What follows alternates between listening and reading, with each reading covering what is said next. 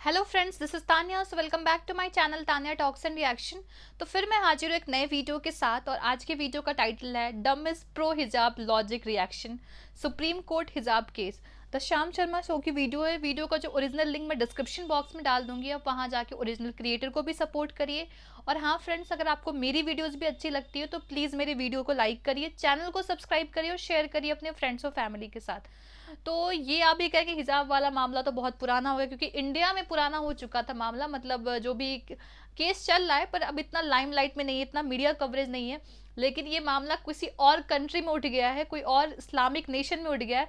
और जब इंडिया के लोग हिजाब को अडॉप्ट करना चाहते हैं, वहाँ की औरतें हिजाब को जला रही है, हटा रही है। कारण क्या है कि ईरान में एक 22 साल की लड़की को हिजाब न पहनने की वजह से इतना बुरी तरह मारा गया कि वो 1-2 दिन कोमा में रही, उसके बाद उसकी डेथ हो गई सिर्फ हिजाब ना पहनने की वजह से। और इंडिया में लोग बोलते हैं कि हमें हिजाब पहन के स्कूल आना है, कॉलेज जाना, हमें निकाब पहनना, whatever.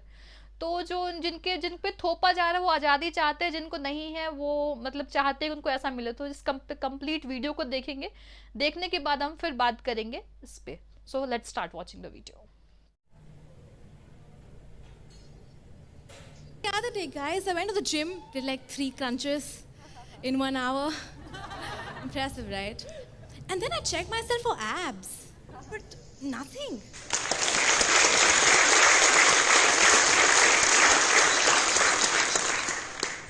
When this random guy came up to me and went, it's like, whoa, excuse me, bhaiya, feminism aa chuka hai. So he went again and said, it's like, whoa, hold on a second. I think I need to talk to him in his language. So I went,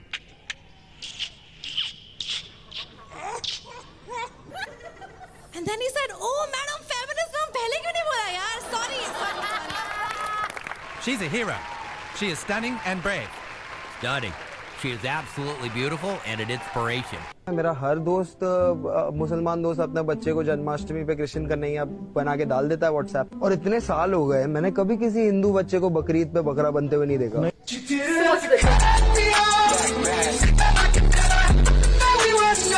और जिनको comedy नहीं करनी चाहिए वो भारत की सबसे बढ़िया comedy कर रहे हैं। जैसे कि वो लोग जो कह रहे हैं कि हिजाब मुस्लिम औरतों को हरासमेंट और मॉलेस्टेशन से बचाता है। भाई साहब, सऊदी अरेबिया को ही देख लो, काम नहीं कर रहा ये टोटका। तो आज के वीडियो में मैंने आपके लिए हिजाब डिबेट में भारत के सबसे क्रिंज जस्टिफिकेशंस का रिव्यू किया है। चाहे पॉलिटिशियंस हो, चाहे जर्नलिस्ट हो, एक्टिविस्ट हो, या फिर सुप्रीम कोर्ट एडवोकेट हो। तो आइए शुरू करते हैं। लेकिन इस वीडियो में बहुत भारी क्रिंज होने वाला है, तो प्रोटेक्ट योरसेल्फ। हेलो और श्याम शर्मा शो के इस एपिसोड में आपका बहुत बहुत स्वागत है। मैं हूं सेकुलरिज्म का सीईओ श्याम शर्मा। आज मुझसे जुड़ने के लिए, आज का ये एपिसोड देखने के लिए आपका बहुत बहुत धन्यवाद और आप सबको एक सेक्युलर प्रणाम। तो कर्नाटका का जो हिजाब केस है, जहां पर उडुपी के एक स्कूल ने अपनी यूनिफॉर्म पॉलिसी में हिजाब को बैन करके रखा हुआ था, उस केस की इस समय पर सुप्रीम कोर्ट में सुनवाई हो रही है। और इस हिजाब केस से रिलेटेड सुप्रीम कोर्ट में और भारत के सेक्युलर जीवियों में काफी कमाल के आर्गुमेंट्स हैं। तो आइए आज के आर्गुमेंट्स की सुप्रीम कोर्ट के लॉयर साहब से ही शुरुआत करते हैं। सुप्रीम कोर्ट में हिजाब का सपोर्ट करते हुए लॉयर साहब ने कहा कि इस्लाम तो बस भारत में शांतिपूर्ण तरीके से आया था, इस्लाम ने कभी भी भारत पर कब्जा करने की तो कोशिश नहीं की। Excuse me, what? साहब, अगर कब्जा करने की कोशिश नहीं की तो कश्मीर, पाकिस्तान और बांग्लादेश के सारे लोग कन्वर्ट कैसे हो गए? मैं बताता हूँ। ये राज भी उसी के साथ चला गया सर। भारत के आधे मंदिर कैसे टूट गए? ये राज भी उसी के साथ चला गया सर। भारत का धर्म के नाम पे पार्टीशन कैसे हो गया? I don't know. साला, इस तरह के आर्गुमेंट्स को तो औरंगजेब और बाबर जैसे इन्वेडर भी देखते होंगे और सोचते होंगे कि यार हमारी कोई नहीं है। हमने साला इतने लोगों को मारा, इतना कत्लेआम किया, इतने लोगों को जबरदस्ती कन्वर्ट किया, इतने मंदिर तोड़े, कोई क्रेडिट ही नहीं देना चाहता हमको। ना साले हिस्टोरियन क्रेडिट देते हैं, ना सुप्रीम कोर्ट के लॉयर क्रेडिट देते हैं। मजाक चल रहा है यहाँ पे। समझे क्या? एडवोकेट साहब ये भी कहते हैं कि स्कूल में अगर हम यूनिफॉर्म की पॉलिसी डाल देंगे तो उससे सरदार पटेल और अंबेडकर साहब का डर जो है वो सच हो जाएगा। देखा, इसीलिए मैंने चश्मे पहनने के लिए बोला था आपको। अबे डॉक्टर अंबेडकर को स्कूल में यूनिफॉर्म की पॉलिसी से कब प्रॉब्लम हो गई? मतलब ये तो वही बात हो गई कि एक सेकुलर जीवी ने सड़क पे एक आदमी को देख लिया और बोल दिया कि अरे नेहरू जी का डर देखिए सच हो गया। लेकिन अगर वो सड़क पे आदमी राहुल गांधी हो और नेहरू जी का डर कांग्रेस के सर्वनाश होने का हो, तब वो डर बिल्कुल सही है। वैसे अंबेडकर जी को जिस बात का डर था उसके बारे में मैं आपको बताता हूँ एडवोकेट साहब। अंबेडकर जी ने बुर्के और हिजाब के बारे में कहा था कि बुर्का पहनी हुई औरतें इंडिया का सबसे भद्दा दृश्य है। बुर्का पहनने से औरतों की हेल्थ पे बुरा असर पड़ता है। उन्होंने ये भी कहा था कि बुर्का और हिजाब जैसी चीजें पहनना मुस्लिम औरतों की गुलामी की मेंटालिटी दिखाता है और मुस्लिम औरतों के इंफीरियोरिटी कॉम्प्लेक्स को भी एक्सपोज करता है। कहीं आप इस डर की बात तो नहीं कर रहे थे? एडवोकेट साहब कहते हैं कि देखिए इंडिया का क्या हाल हो गया है। इंडिया एक ऐसा देश है कि 5000 साल के बाद भी इस देश को कोई तोड़ नहीं सका। अरे चीचा, पिछले 100 साल से सो रहे थे क्या? धर्म के नाम पे ऑलरेडी पाकिस्तान और बांग्लादेश कट के अलग हो चुके हैं इंडिया से। धर्म के नाम पे आधा कश्मीर आज भी घुसपैठियों के हाथ में इलीगली पड़ा हुआ है। एडवोकेट साहब ये भी कहते हैं कि भारत में ऐसे कानून लगा दिए गए हैं जिससे माइनॉरिटी कम्युनिटी को मार्जिनलाइज किया जा रहा है। लेकिन बात तभी सही है अगर आप कश्मीर और मिजोरम की हिंदू माइनॉरिटी की बात कर रहे हैं, क्योंकि इस माइनॉरिटी के जो रिलीजियस इंस्टीट्यूशंस हैं वो गवर्नमेंट के कंट्रोल में है, जबकि मस्जिद और चर्चेस बिल्कुल स्वतंत्र हैं। ये माइनॉरिटी अपने खुद के एजुकेशनल इंस्टीट्यूशंस मैनेज नहीं कर सकती। इस माइनॉरिटी के रिलीजियस कानूनों में दखल होता रहता है, जबकि मुसलमानों और क्रिश्चियंस के कानून में कोई दखल नहीं होता। मुस्लिम्स का जो वक्फ बोर्ड है वो कभी भी हिंदुओं की प्रॉपर्टी हड़प सकता है। हिंदुओं के मर्दों और औरतों के बीच में बिल्कुल बराबर के अधिकार है, लेकिन मुसलमानों की औरतों को अभी भी आधा अधिकार है। किस मार्जिनलाइजेशन की बात कर रहे हो साहब? फिर एडवोकेट साहब से थोड़ा आगे बढ़ के बात करते हैं फेमस कम्युनिस्ट स्वरा भास्कर जी के बारे में, जो हर एक डेडिकेटेड इंडियन कम्युनिस्ट की तरह कैपिटलिज्म को गाली भी देती हैं और फिर अंबानी के प्रोडक्ट बेच के पैसे भी कमाती हैं। Our claims be 2019. Be healthy and be happy. Happy New Year! Madam ji कहती हैं कि औरतों को स्कूल में हिजाब ना पहनने देना द्रोणाचार्य के एकलव्य को रिजेक्ट करने के बिल्कुल बराबर है। अब देखिए, इन पे ज्यादा नाराज मत होइएगा। वो अपनी नई फिल्म की बॉक्स ऑफिस परफॉर्मेंस देख के अभी भी थोड़ा सदमे में है, क्योंकि शायद ये भूल गई हैं कि सबसे पहले तो द्रोणाचार्य एकलव्य को इसलिए नहीं सिखा पाए थे क्योंकि उन्होंने पांडवों को वचन दे रखा था। दूसरी बात, अगर द्रोणाचार्य एकलव्य को सिखाने को तैयार भी हो जाते और वो एकलव्य को बोलते कि सुनो बेटा, जो मैं बोलूंगा तुमको वही करना पड़ेगा, तो अगर मैं बोलूंगा कि प्रॉपर इक्विपमेंट लेके और ट्रेनिंग करने के लिए, और जो मेरे बाकी स्टूडेंट्स हैं उनके जैसे ही यूनिफॉर्म तुमको पहनकर आना है ट्रेनिंग करने के लिए, तो क्या लगता है आपको एकलव्य हिजाबी लड़कियों की तरह मना करते? नहीं, एकलव्य बोलते नहीं सर, जो यूनिफॉर्म देना है दीजिए, मैं पहन के आ जाऊंगा। फेमिनिज्म इन इंडिया से इंडियन इतिहास सीखिएगा तो यही हालत होगी। एक और हिजाब के पिटिशनर एडवोकेट कामट कहते हैं कि हिजाब पहनना तो इस्लाम की एक इनोसेंट प्रैक्टिस है, लेकिन भगवा स्कार्फ पहनना हिंदुत्व की बदमाशी है। बताइए, ये है सेकुलर जीवियों का आर्ग्यूमेंट। जय श्री राम बोलना कम्युनल है, भगवा स्कार्फ पहनना कम्युनल है, लेकिन भारत के 45 डिग्री टेम्परेचर में औरतों को काला तंबू पहनवाना इनोसेंट प्रैक्टिस। लाइव लॉ के एडिटर ने आर्टिकल लिखा कि स्कूल के यूनिफॉर्म के रूल्स को तोड़ना रिलीजियस फ्रीडम है। अच्छा, मदरसों के अंदर जो लड़कियां पढ़ने जाती हैं, अगर वो कहें कि मैं हाफ पैंट पहन के जाना चाहती हूं, ये उनका चॉइस चलेगा? बंद करो, हाथ जोड़ के। आवाज नहीं निकल रही है। पब्लिक डिसेंसी और morality. Public decency.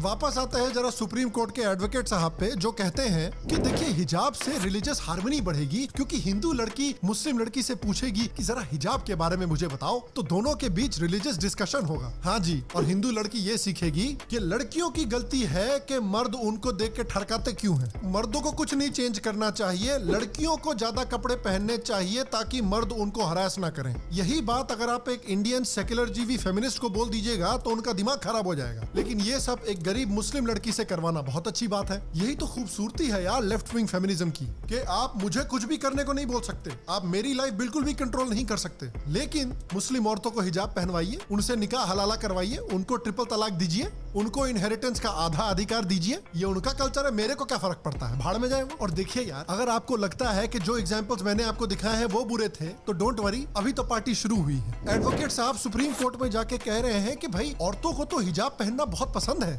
Rana Ayub जी कह रही है कि भैया इट्स हर चॉइस। लोग इस बात पर नाराज हैं कि कोर्ट ये कैसे डिसाइड कर सकता है कि हिजाब एसेंशियल प्रैक्टिस है कि नहीं। लोग कह रहे हैं कि देखिए मुस्लिम औरतों से किस तरह से उनके अधिकार, उनके इंडिविजुअल राइट्स छीने जा रहे हैं भारत में, औरतों का देखिए भारत के हिंदुत्व देश में किस तरह से डिह्यूमनाइजेशन हो रहा है। लोग रूबिका लियाकत जैसे जर्नलिस्ट को अटैक कर रहे हैं ये बोलकर कि अरे ये मेकअप पहन के गाड़ी चला सकती हैं तो लड़कियां हिजाब पहन के पढ़ाई क्यों नहीं कर सकती। और देखिए ये भी एक बिल्कुल क्लासिक स्ट्रॉ मैन आर्गुमेंट है, क्योंकि ये तो वही बात हुई कि अगर मैं किसी को बोलूं कि यार सड़क पर मत पॉटी किया करो, खुले में हगना बंद करो, और फिर राणा अयूब ट्विटर पे जाके चिल्लाएगी कि हिंदुत्ववादी माइनॉरिटीज को हगने से रोक रहे हैं। वो कह रहे हैं कि अगर तुमको हगना है तो पाकिस्तान चले जाओ। हिंदुत्ववादी चाहते हैं कि मुसलमानों को किडनी स्टोन हो जाए। बिल्कुल क्लासिक स्ट्रॉ मैन आर्गुमेंट है भैया। देखिए कोई भी ये नहीं कह रहा कि मुस्लिम औरतें अपने घर में या घर के बाहर हिजाब नहीं पहन सकती। लोग सिर्फ ये कह रहे हैं कि स्कूल के पास ये अधिकार है कि वो अपनी यूनिफॉर्म की पॉलिसी खुद डिसाइड कर सके, और अगर उनकी यूनिफॉर्म की पॉलिसी हिजाब नहीं अलाउ करती तो ये उनका अधिकार है। जो एडवोकेट साहब सुप्रीम कोर्ट में जाके बकवास से बकवास आर्गुमेंट दिए जा रहे हैं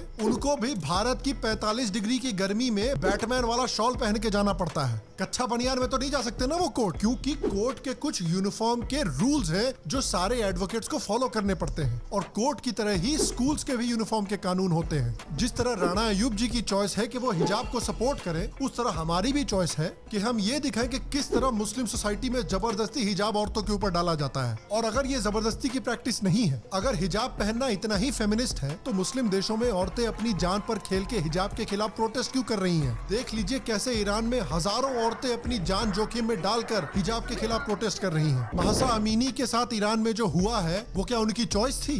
ये जो औरतों के साथ ईरान में रोज होता है ये आपको क्या चॉइस लग रहा है? जो आर्ग्यूमेंट्स हमने आज देखे हैं वीडियो में, वो सेक्युलर जीवियों के जो आर्ग्यूमेंट्स हैं हिजाब के फेवर में, उसकी एक छोटी समरी है। और इसलिए इंडिया की पॉपुलेशन को, हिंदुत्ववादियों को इस तरह के आर्ग्यूमेंट से प्रॉब्लम है। अरे यार मैं तो सपोर्ट करता हूँ फेमिनिज्म को, लेकिन लेफ्ट विंग फेमिनिज्म का पूरे भारत में मजाक के समय पर इसलिए बना हुआ है क्योंकि वो इस तरह के बेहुदा, बेवकूफाना और बचकाने आर्ग्यूमेंट्स दे रहे हैं हिजाब के फेवर में। और मैं आपसे पूछना चाहता हूँ कि आपका फेवरेट आर्ग्यूमेंट हिजाब के फेवर में इस वीडियो में कौन सा था? नीचे कमेंट सेक्शन में मुझे जरूर बताएं। तो अगर आपने लेफ्ट विंग फेमिनिज्म का क्रिंज एंजॉय किया और आप बॉलीवुड का क्रिंज भी एंजॉय करना चाहते हैं तो यहाँ पर क्लिक करके वो जरूर देख सकते हैं। अगर आप शाम शर्मा शो का नया मर्च ट्राई आउट करना चाहते हैं तो नीचे मर्च के लिंक पे क्लिक करके जरूर चेकआउट करें। अगर आप शाम शर्मा शो का मक क्लब ज्वाइन करना चाहते हैं तो पेट्रियन के लिंक पर क्लिक करके साइन अप करके मक क्लब भी ज्वाइन करें। अगर आपको आज का एपिसोड पसंद आया तो प्लीज आज के एपिसोड को एक लाइक, एक थम्स अप जरूर दें। इस एपिसोड को जितना शेयर कर सकते हैं उतना करें। नीचे कमेंट सेक्शन में कमेंट भी करें। बाकी मैं आपसे अगले एपिसोड में मिलूंगा, और तब तक स्वस्थ रहें, सुखी रहें। फिर मिलेंगे और आप सबको एक तो फ्रेंड्स ये वाली जो वीडियो हुई ख़त्म, जैसा मैंने स्टार्टिंग में ही बताया था, जब मैंने न्यूज़ पढ़ा था ये वाला, तो मैं बहुत शॉक थी कि मतलब कि अपने इंडिया में जिस वो होता है ना कि जितनी फ्रीडम मिली होती है, तो इसको ये जो लोग होते हैं ना जिनको ना पहनना है, ना वो पहनना चाहते हैं, ना वो रिलीजियस एंगल उसमें रहता है, ना वो बहुत ज़्यादा रिलीजियस पीपल होते हैं कि दे आर वेरी फेथफुल, और वो ऐसी ऐसी लड़कियां प्रोवोक हुई थी कि जो एक दिन पहले नॉर्मल स्कूल ड्रेस में जाती थी, जो वहाँ पे सूट सलवार था, और एक दिन बाद वो पूरे बुरके में आई थी, और उनको इस सब चीज़ के लिए प्रोवोक किया गया था, जिससे इंडिया में हिंदू मुस्लिम यूनिटी को मतलब नुकसान पहुँचे, इंडिया की इमेज वर्ल्ड लेवल पे ख़राब हो, दंगे हो। अब जब दंगे होते हैं, आप सोचो बेंगलोर, कर्नाटका एक बहुत ही आप समझ लो कि एक तरह से कहो बहुत डेवलप्ड स्टेट है, वहाँ पे दंगे हो जाए, महाराष्ट्र में दंगे हो जाए, गुजरात में दंगे हो जाए, जिसको एक बाहर से जो इन्वेस्टर अगर इंडिया को देखता है तो इन्हीं तीनों स्टेट को देखता है कि हम यहीं पे इन्वेस्ट करेंगे। इन्हीं तीन मतलब अभी तक तो और भी स्टेट कम्पीट कर रहे हैं, but infrastructure of these 3 states are very good. तो इन्हीं की इमेज ख़राब कर दें कि अरे अब तो बेंगलोर में इन्वेस्ट करने लायक ही नहीं, अरे तब तो महाराष्ट्र भी गया, गुजरात भी गया। बेवजह के दंगे फसादात करना, इंडिया की इमेज को डिस्टर्ब करना, और कुछ नहीं तो हिंदू मुस्लिम को प्रोवोक करना कि उनमें दंगे फसादात कराना, बेमतलब का कुछ नहीं चल रहा है। सबको पता है किसी के स्कूल में अलाउड नहीं होता ये चीज़। स्कूल में हम सबका एक ड्रेस होता है, वो ड्रेस कोड फॉलो करना पड़ता है। वो आर्ग्यूमेंट देते हैं कि अगर अब मुस्लिमों में हिजाब अलाउड नहीं है स्कूलों में, या ये नहीं अलाउड है, तो फिर सिखों में टर्बन क्यों अलाउड है? तो सिखों में क्या होता है कि छोटा बच्चा जब से वो पैदा होते हैं तब से वो करना स्टार्ट कर देते हैं, पर मुस्लिम में ऑप्शनल आप खुद देखते हैं। अगर आप 10 को देखेंगे तो 2-3 ने लगाया होगा, बाकी उन्हें नहीं लगाया होगा। तो इसका यही मतलब है ना कि ऑप्शनल है, पर सिखों में मेजॉरिटी लगाते हैं। और ये कोर्ट अभी ये जो केस है अभी सुप्रीम कोर्ट में चल रहा है। अब ये इतना रिलीजियस केस है कि जब इसका फैसला आएगा इस बारे में प्रॉपर स्टडी किया जाएगा कि ऑप्शनल है या नहीं। अगर नहीं भी, कंपल्सरी भी है, तो आप किसी रिलीजियस किसी रिलीजियस इंस्टीट्यूट में नहीं जा रहे हो, आप एक एजुकेशनल इंस्टीट्यूट में जा रहे हो और वहाँ पे एवरीवन इक्वल है। ड्रेस लगाने का कंसेप्ट ही यही होता है कि कोई अमीर बैकग्राउंड से हो, कोई दूसरे रिलीजन से हो, कुछ भी हो, पर स्कूल में आके वो सेम ही हो जाए। अब वो उसको अलग बता देगा ना कि हाँ ये दूसरा है, ये कोई और है, तो हमें अपनी आइडेंटिटी डिस्टिंग्विश करनी ही नहीं है। यूनिफॉर्म का मतलब ही क्या होता है? समानता। लगता है इस चीज़ का वो मतलब ही नहीं समझ रहे। और ये जो इराक में हो रहा है, डिफरेंट जो भी मुस्लिम कंट्रीज है ना, वहाँ पे अफगानिस्तान में देख लो चादर ओढ़ के चलने पड़ता है औरतों को। ये लोग जो इतना बोलते हैं ना, इनको इस तरह की कंट्रीज में जाके छोड़ दो ना, वहाँ पे रह के आए 10-15 दिन, वहाँ पे दुनिया देख आए कि वो हाथ भी नहीं निकाल सकते, हाथ में भी ग्लव्स पहनो, ये बस इतनी सी आंखें देखेंगे 24 घंटा, कोई फैशन नहीं, कुछ नहीं, बाल नहीं खोल, कुछ भी नहीं कर सकते। अगर इस तरह का वहाँ छोड़ दो ना, तब इनके मुँह से आवाज़ नहीं निकलेगा। और ये जो लड़ते हैं ना सुप्रीम कोर्ट के लॉयर, ये सब इनका निशाना सिर्फ वैसे लोग बनते हैं जो गरीब मार्जिनलाइज लोग होते हैं। अमीर लोग, ये लोग खुद वो पैटर्न फॉलो नहीं करते। जो एक्टर एक्ट्रेस हैं, ये सुप्रीम कोर्ट के लॉयर्स जो ऐसा लड़ रहे हैं, ये खुद बहुत लैविश लाइफ एंजॉय कर रहे हैं। इनके जो शिकार बनते हैं ना, जिहाद के शिकार गरीब का ही बच्चा बनता है, वैसे ही ये सब चीज़ों के भी शिकार एक गरीब की ही बच्ची बनती है। और हमें इसके अगेंस्ट ही लड़ना, हमें किसी के रिलीजन सेंटिमेंट्स को हर्ट नहीं करना, पर हमें अवेयरनेस क्रिएट करना है कि एवरीवन इज इक्वल। बाकी अब क्या है क्या नहीं है, ये तो सुप्रीम कोर्ट का फैसला आएगा, उसके बाद ही देखेंगे। तो इस वीडियो के लिए इतना ही। अगर आप चाहते हैं कि मैं आपको कोई और वीडियो पे रिएक्ट करूँ तो प्लीज़ उसका लिंक डिस्क्रिप्शन बॉक्स में दे दीजिए। तो फ्रेंड्स, मिलते हैं नेक्स्ट वीडियो में, तब तक के लिए बाय, टेक केयर।